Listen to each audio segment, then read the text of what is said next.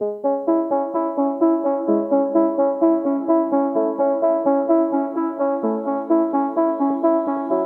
is Seasons of Discontent with your hosts Rick Snyder and Matt Combs on the Hogstye Network.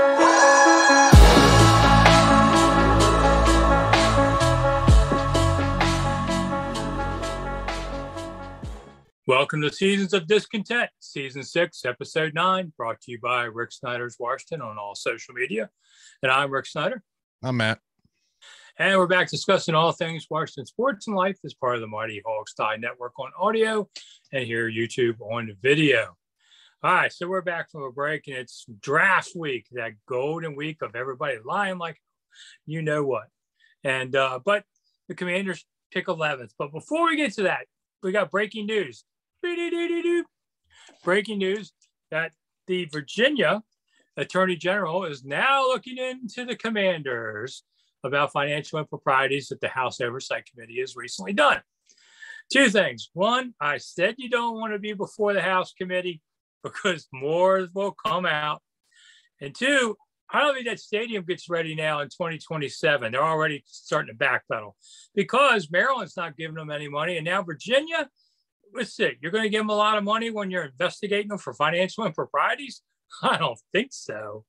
So what a blank show this is turning into. Oh yeah. And we knew this was going to happen. Between, all the stuff that's going on with Dan. Now look, all this gets resolved if Dan sells the team. I really think that if they get a new owner and Dan is not in the picture, I would even suppose that if Dan sold, 51%, as long as he's not in control, I think that a lot of this goes under the wayside. I think a lot of sins are forgiven for this team because look, I mean, they've done everything they've wanted. They wanted the name change. DC said that they couldn't come back if they were the Redskins. Well, they're not the Redskins anymore. They're the Commanders. But DC still ain't ponying up no money for it. The lease is running out in Maryland. Maryland's dumping all their money into Pimlico. There's no state money going to the Commanders. And Virginia was their last and only shot, and now they're getting involved with the investigation into the financial stuff they broke a couple weeks ago. So it all boils down to if this team wants to do anything. I mean, look, the NFL said, hey, Washington is in running to get the draft. Well, we didn't get the draft, and we all know why, because of all the stuff going on with Snyder, and as more and more of these stories leak out, I've always been under the assumption, Rick, and I don't know how you feel, is Snyder's invincible. Snyder's bulletproof. Snyder had all these accusations about cheerleaders and videos and naked jumping jacks and all this stuff. They gave him a loan and let him go into debt to buy 100% of the team. I mean, what kind of what kind of a punishment is that? Oh, well, Tanya runs the team. Who does she sleep next to every damn night? And it's already come out that he's involved in day-to-day operations as we all thought he would be. Nothing's changed over there. He's gotten more power over this. But look, honestly, like I said, if they somehow, some way force him to sell this team, that's the only way that they're going to get anything done. Yeah, and I really didn't feel like they were going to be able to force him out. Maybe if he gets frustrated over the stadium, he might want to sell and say, if no one's going to really give me the money, I'll go ahead and sell, let the next sucker pay for it as part of this. He'll want too much. And if they try and throw him out, it's going to take years anyway. So there's no exit plan here that really works. Well, and realistically, too, I don't think that the other owners are necessarily going to force him, at least not publicly, because I guarantee you, if Dan's closet opens, there's a lot of skeletons that are going to be marching out behind him that are going to implicate a lot of other owners. I mean, we saw what happened with the email stuff between Bruce Allen and John Gruden. John got the axe. That was indirectly, caused by the Washington football team, Commanders, Redskins, whatever you want to call them, but one of their team personnel. It was indirectly because of him that John Gruden got the axe. Yeah, you need 9 owners to block of them getting rid of them. You need a 3/4 vote. So Kraft and Jerry Jones are not going to vote to expel Dan, and they can get enough people in the group to prevent it. Yeah. So I don't get, but this might frustrate him enough to think about selling. He'll never be a minority owner because then no one cares about you, and this is all about control. So the only thing I hope he does is not walk into the draft room and say on Thursday, I know you've been working on this stuff for 6 months, but let's do this. But Rick, I'll say this. I'll say this. What did everybody at Twitter think when Elon first walked in with a check for $44 million and said, I want to buy Twitter? Everybody scoffed at it and said, no, you're crazy. Get out of here, electric boy. Guess what? He owns Twitter as of today. So, crazier things have happened. And I will say this is to Elon Musk or the guy that owns Amazon. I know he's taken up stakes here in Crystal City. I got a football team if you want to buy it. But you got to be a little more hands off than the current owner. Nick, could you imagine Elon Musk owning the Commanders? I mean, what kind of crazy stuff? You get a free, some lucky seat holder can go to outer space as part of the deal. I guarantee you there'll be a hell of a lot of Tesla charging stations at Fed Up Field. Yeah. It certainly would be a different world. I don't even know. He's from South Africa. I don't even know if he knows what football is. He probably thinks it's soccer. But no, Elon's a smart guy. I mean, he's a billionaire. Bezos is a pretty smart guy. He's a billionaire. But see, that's the thing. That's the type of guy that you got to attract. You need to attract a guy like that because, look, I mean, Bezos may have a little bit too much confliction. Because he owns the Washington Post. If he owns the Washington Commanders, he's going to tell the Post writers, you say anything bad about my team, I'm firing you. But look, I mean, he owns Amazon. Hey, Amazon Stadium at Landover, Maryland, or downtown DC or wherever. I mean, it's all built in. I mean, the guy could create an empire, but it all look, if Jerry Jones or if Dan, I'm sorry, is such a, big friend with Jerry, as we've heard, and Jerry is, and now Davis were his confidants. Jerry needs to pull Dan aside and say, dude, there's no way you can come out of this. Look, Jerry's got his own issues going on. I understand that, but Jerry's still in good graces enough that he can stroke checks and this disappears. I don't think Dan's in that position anymore. Yeah. All right. So moving to the draft first round is Thursday night. Our next show is going to be out Wednesday night. So come back for the podcast in 2 days. And I'm also going to live stream. I'm going to try to live stream during the draft until the Commanders' 11th pick. So if you want to come on YouTube, whatever, you can watch me on Rick Snyder's Washington. We're going to try and do that.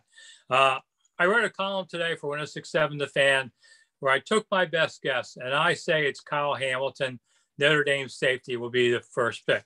Might be gone before, maybe. I don't think so. And they'll have a chance to pick a receiver if they want. I just think the receiver is a smoke and mirrors move. And I don't know that, if Hamilton's on the board, I think they go defense because they need that piece more. And if they really feel that Chris Samuel, according to Rivera today, when he gave us a presser, said he's doing great.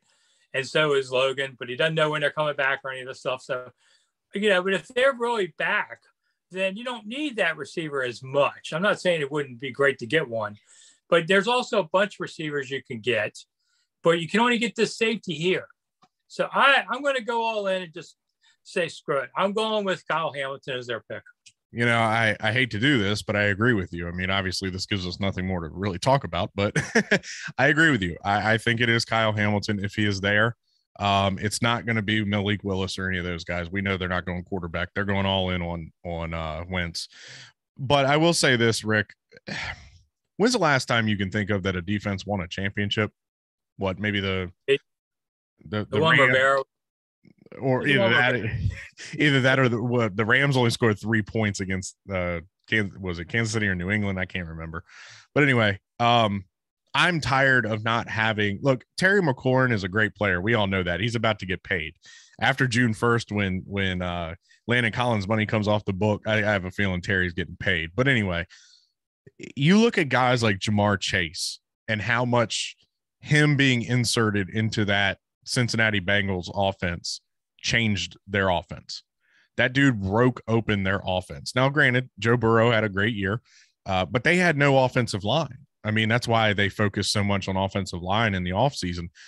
You insert a guy that has the ability of a Jamar Chase, and, you know, I don't know who it is. I don't know if it's one of the kids from Ohio State, if it's this kid from USC.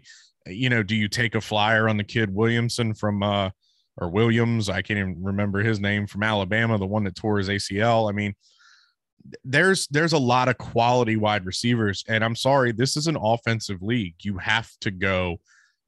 Scoring 17 points a game is not going to win you many games, Rick. You got go. Gibbs always said you got to score 24, right? You got to score 24 to give yourself a better chance to win. That was in the 80s. You know, look at what it is now. You know, you got guys throwing for 5,000 yards on the regular. Yeah. All right. So we got a couple minutes left. Caps are getting ready for the playoffs. Things seem to be going well for him. And then bang, Obi's into the boards with a left shoulder, which he hobbles off. But today was team photo day, and he was out there taking Leos across the ice like Grandpa crossing the street or something. But he seemed okay. I mean, it's the Russian. Nothing happens to this guy. He's tough. There's 3 games left. There's 3 games left. He's gonna rest. He'll be fine for the playoffs. Everybody calm down. So can the Caps do anything in the postseason? No, I'm really down.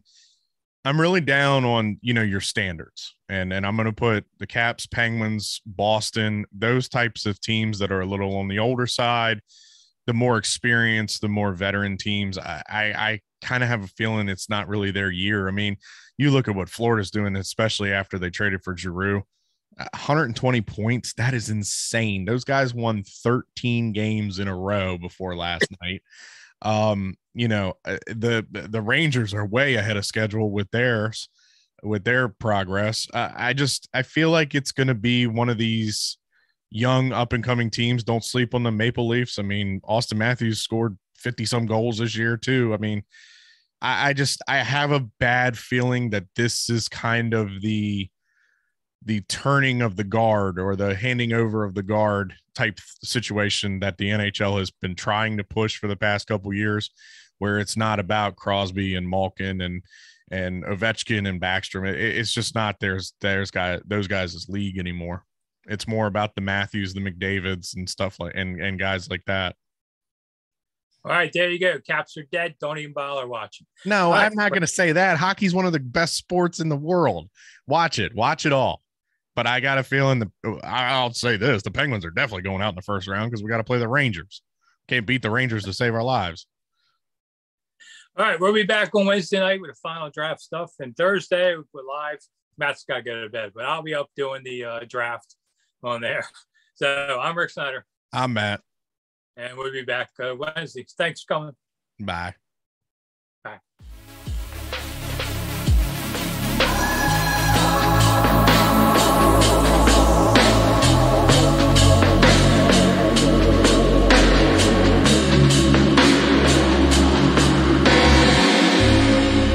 Thanks for listening to Seasons of Discontent on the Hogstye Network.